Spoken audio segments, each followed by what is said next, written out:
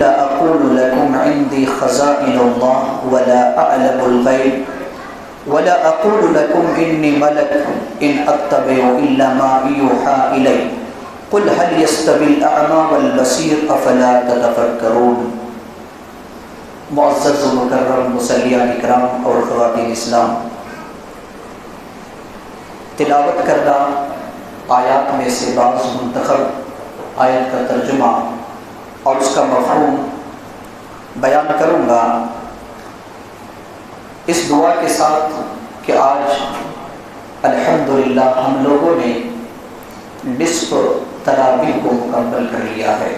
اللہ رب العالمین ہم سب کے اس قیام اور صیام کو قبول فرمائے اور ہماری لغزشوں کو اللہ رب العالمین معاف فرمائے، اور اللہ رب العالمین جو بچے ہوئے نصف ایام ہے، اللہ رب العالمین ان ایام میں بھی پابندی کے ساتھ نماز تراویح اور دیگر عبادات کے ساتھ روزے رکھنے کی توفیق عطا فرمائے اور ہم سب کی عبادتوں کو قبول و منظور فرمائے، آمین۔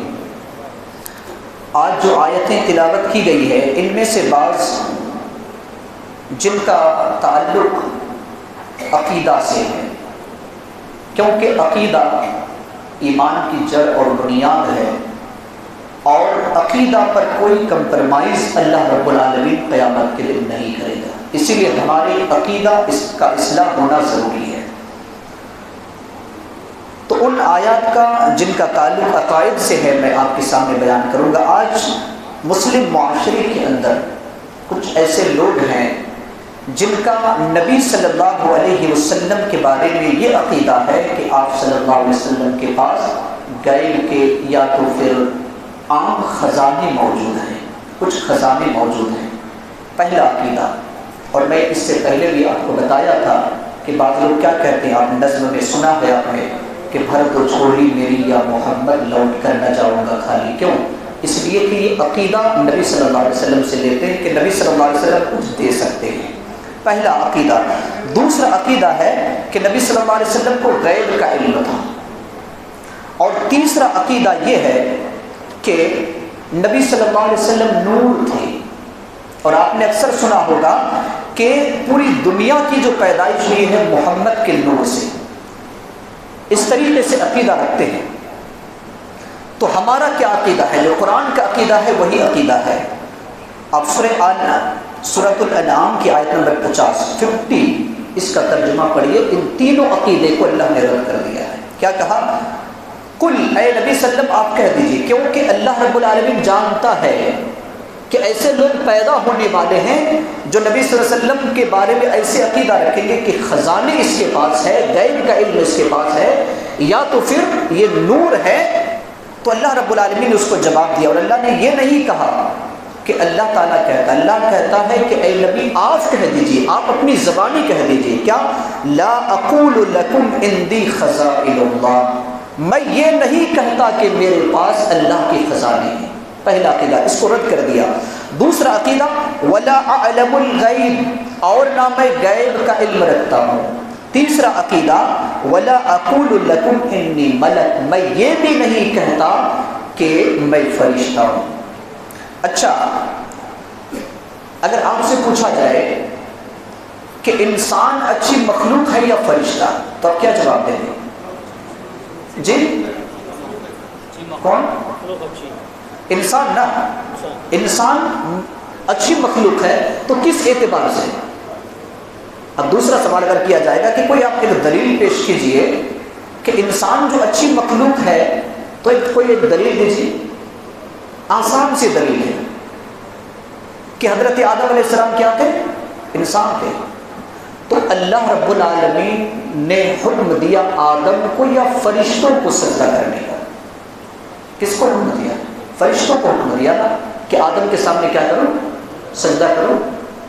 تو جو مخلوق دوسرے مخلوق کے سامنے جھکتی ہے، تو جس مخلوق کے سامنے جھک رہی ہے، یعنی جو مخلوق مسجود ہے وہ کیا ہے؟ افضل ہے۔ جو مخلوق ساجد ہے، سجدہ کرنے والی ہے، وہ افضل نہیں ہے۔ تو یہ اس اعتبار سے اگر کوئی نبی صلی اللہ علیہ وسلم کے بارے میں کہے کہ نعوذ باللہ علیہ وسلم نور ہیں، تو فرشتے نوری مخلوق ہے، تو نبی صلی اللہ علیہ وسلم کے مقام کو بڑھانے کے لیے تو نبی کو نیچے کے مقام پر لا رہے ہیں، اس لیے کہ اگر نور ہے تو نور نے کس کے سامنے سجدہ کیا؟ بشر کے سامنے، جو مٹی کی مخلوق ہے اس کے سامنے سجدہ کیا، تو نبی صلی اللہ علیہ وسلم اس مخلوق میں اگر شمار ہو گئے تو پھر نبی صلی اللہ علیہ وسلم کی جو فضیلت ہے وہ تو نیچے ہو گئی۔ لہذا نبی صلی اللہ علیہ وسلم کے بارے میں ہمارا عقیدہ ہے کہ آپ صلی اللہ علیہ وسلم کیا نہیں ہیں؟ فرشتے نہیں ہیں، نوری مخلوق نہیں بلکہ انسانی مخلوق ہیں۔ آپ کی اولاد تھی، آپ کے والدین تھے، آپ کی بیویاں تھیں، جس طریقے سے ہم اور آپ کھاتے پیتے، نبی صلی اللہ علیہ وسلم کھاتے پیتے تھے، جس طریقے سے ہم بیٹھتے ہیں سوتے ہیں، ہر چیز ہم اور آپ کرتے ہیں، نبی صلی اللہ علیہ وسلم بھی کرتے تھے، لیکن اللہ رب العالمین نے تمام مخلوقات میں سب سے افضل آپ صلی اللہ علیہ وسلم کو بنایا تھا۔ اللہ رب العالمین نے اسی وجہ سے کہا کہ کچھ لوگ ایسے پیدا ہوں گے جو نبی صلی اللہ علیہ وسلم کے بارے میں ایسا عقیدہ رکھیں گے، تو آپ نے اس عقیدہ، اللہ رب العالمین نے ایسے عقیدہ کو رد کر دیا۔ اور نبی صلی اللہ علیہ وسلم کو بھی وحی کے ذریعے بہت ساری باتیں بتائی گئی۔ مثال کے طور پر نبی صلی اللہ علیہ وسلم کے بارے میں یہ بتایا گیا، نبی صلی اللہ علیہ وسلم نے خود بتایا کہ آخری جب زمانہ ہوگا تو ایسے ایسے حالات ہوں گے جو آج ہم حالات سے گزر رہے ہیں۔ تو یہ اس کا غیب سے تعلق نہیں ہے، اس کا غیب سے کوئی تعلق نہیں ہے، کیونکہ اللہ نے آپ کو بتایا تو آپ نے امتوں کے سامنے پیش کیا، تو اس کا غیب سے کوئی تعلق نہیں ہے۔ اور یہی وجہ ہے کہ اس ضمن میں ایک اور بات کہہ دوں، آج ہمارے معاشرے کے اندر یہ بھی چلتا ہے کہ 6 دن کا، 5 دن کا، 3 دن کا، 10 دن کا جو شبینہ چلتا ہے، کہیں 1 دن کا بھی شبینہ چلتا ہے، باقی چھٹی ہو جاتے ہیں۔ نبی صلی اللہ علیہ وسلم نے یہ نہیں کہا کہ من قام رمضان 10 لیال غفر له ما تقدم من ذنبه، اس طرح نبی صلی اللہ علیہ وسلم نے کیا کہا کہ من قام رمضان ایمانا واحتسابا غفر له ما تقدم من ذنبه، یعنی جس نے پورے رمضان کا قیام کیا اس کے اللہ رب العالمین گناہ کو معاف کرتا ہے، کیونکہ نبی صلی اللہ علیہ وسلم کو معلوم کرایا گیا کہ کچھ لوگ ایسے ہوں گے جو تراویح کے ساتھ اس طرح کھلواڑ کریں گے، تو نبی صلی اللہ علیہ وسلم نے اس کو اپنی زندگی ہی میں رد کر دیا اور کہہ دیا کہ جس نے پورے رمضان کا قیام کیا اس کے سارے گناہ معاف ہوں گے۔ اللہ رب العالمین نے اس سورت کے آیت نمبر 83 سے لے کر کے آگے اگر آپ پڑھیں گے آیت نمبر 88 تک سورہ انعام کے، تو 18 نبیوں کا نام اللہ رب العالمین نے ذکر کیا ہے۔ پورے قرآن کے اندر کتنے نبیوں کا نام ہے؟ 25 نبیوں کا نام ہے۔ کتنے؟ 25۔ ان میں سے 18 نبیوں کا نام ایک جگہ اللہ رب العالمین نے بیان کیا۔ کون کون سے نبی ہیں آپ گنیے؟ حضرت ابراہیم علیہ السلام، حضرت اسحاق، یعقوب، نوح، داؤد، سلیمان، ایوب، یوسف، موسیٰ، ہارون، زکریا، یحییٰ، عیسیٰ، الیاس، اسماعیل، الیسع، یونس، لوط۔ اللہ رب العالمین نے 18 نبیوں کا ایک جگہ ذکر کیا، اور جو اللہ رب العالمین نے ہمیں اور آپ کو پیغام دیا ہے، ہمیں اور آپ کو جو میسج دیا ہے وہ بڑا اہم ہے۔ وہ کیا ہے؟ اللہ رب العالمین نے آخر میں کہا، ان کی فضیلت کو بیان کرنے کے بعد آخر میں یہ کہا کہ وَلَوْ أَشْرَكُوا لَحَبِطَ عَنْهُمْ مَا كَانُوا يَعْمَلُونَ، اگر یہ انبیاء بھی شرک کیے ہوتے تو ان کے اعمال بھی برباد ہو جاتے۔ اگر یہ نبی شرک کیے ہوتے، نوح علیہ السلام کی قربانی کو یاد کیجئے جس نے 950 سال تک تبلیغ کیا، اگر وہ بھی شرک کیے ہوتے تو اس کی قربانی کیا ہو جاتی؟ ختم ہو جاتی۔ حضرت ابراہیم علیہ السلام جو خلیل اللہ تھے، جو اللہ کے بہترین دوست تھے، اس کی دوستی کوئی کام نہیں آتی۔ اگر حضرت موسیٰ علیہ السلام شرک کیے ہوتے جس کو کلیم اللہ کہا گیا، یہ کلیم اللہ کام نہیں آتا۔ اگر حضرت اسماعیل علیہ السلام اگر شرک کیے ہوتے تو ذبیح اللہ یہ کوئی کام نہیں آتا۔ اسی طریقے سے اگر حضرت عیسیٰ علیہ السلام شرک کیے ہوتے تو روح اللہ کوئی کام نہیں آتا۔ اللہ رب العالمین نے کہا کہ اگر یہ سب بھی شرک کیے ہوتے تو سب کے سب اعمال، ان کے اعمال کو برباد کر دیے جاتے اور سب کے سب جہنمی ہوتے۔ حالانکہ انبیاء علیہم السلام کی جماعت کو اللہ رب العالمین نے شرک سے محفوظ رکھا ہے۔ اللہ رب العالمین نے اگلی آیت میں اور دوسری آیت میں یہ بھی فرمایا، یہ بھی ایک عقیدے کا مسئلہ ہے۔ میں یہ سوال کرنا چاہتا ہوں کہ کیا آپ میں سے کس کا عقیدہ کہ نبی صلی اللہ علیہ وسلم، ہم اور آپ تو اللہ کو کبھی ہم نے دیکھا نہیں ہے، کیا نبی صلی اللہ علیہ وسلم نے معراج والی شب معراج میں کیا نبی صلی اللہ علیہ وسلم نے اللہ کو دیکھا ہے؟ آپ میں سے کیا عقیدہ ہے؟ نہیں دیکھا ہے۔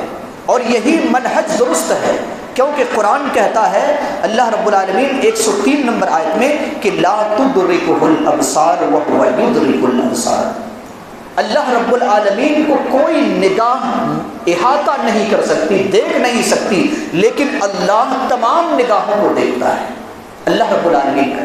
اچھا، دوسرا سوال یہ ہے کہ کیا قیامت کے دن جنتی جنت میں جائیں گے تو اللہ رب العالمین کو کا دیدار ہوگا یا نہیں؟ دیدار ہوگا۔ سورہ قیامہ میں اللہ رب العالمین نے فرمایا ہے کہ وجوہ یومئذ ناظرہ الی ربها ناظرہ، بہت سے چہرے اس دن تر و تازہ ہوں گے اور اپنے رب کی طرف دیکھنے والے ہوں گے۔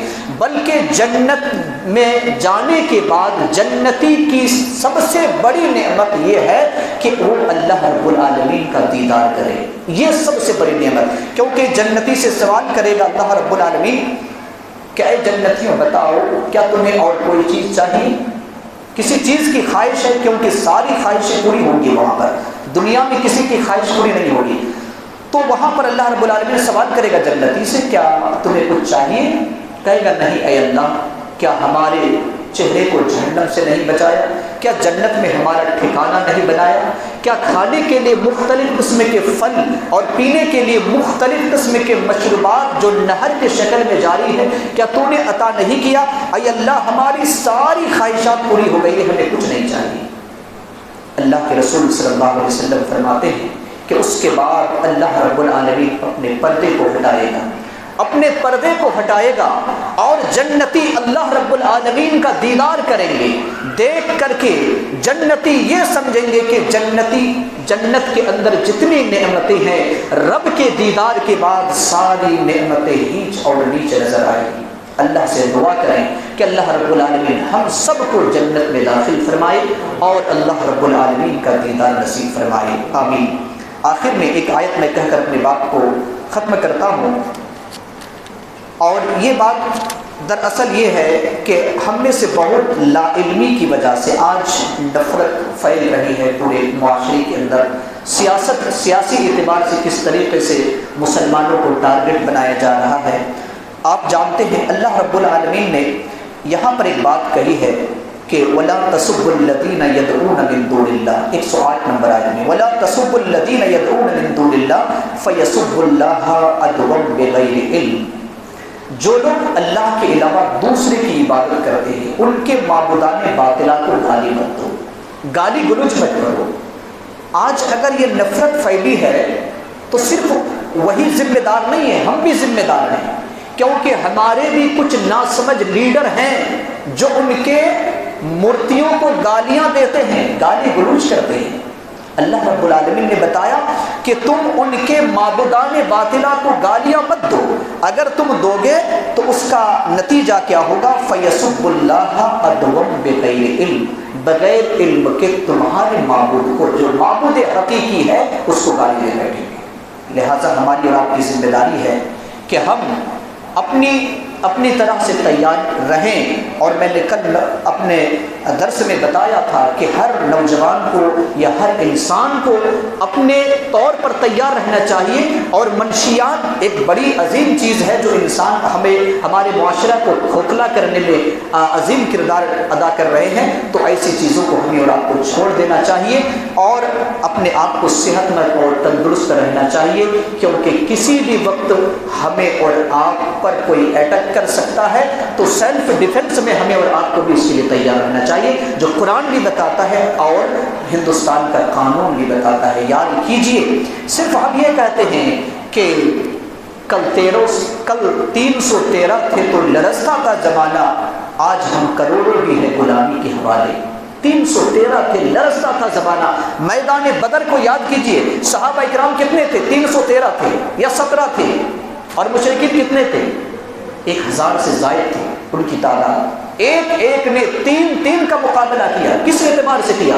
ایمان کی طاقت تو تھی لیکن انہوں نے اپنی طاقت کو اللہ کے لیے وقف کیا تھا. ان منشیات میں اور ان شراب اور ڈرگس میں انہوں نے کبھی اپنے آپ کو قربان نہیں کیا. اللہ رب العالمین ہم تمام لوگوں کی اصلاح فرمائے اور ہم تمام لوگوں کے عقائد کو درست فرمائے اور امت مسلمہ کی حفاظت فرمائے. ہماری ماں اور بہنوں کی آبرو و عزت کی حفاظت فرمائے. عزت کی زندگی عطا فرمائے. ذلت اور رسوائی کی زندگی سے ہم سب کو دور فرمائے. آمین. وآخر دعوانا الحمد للہ رب العالمین.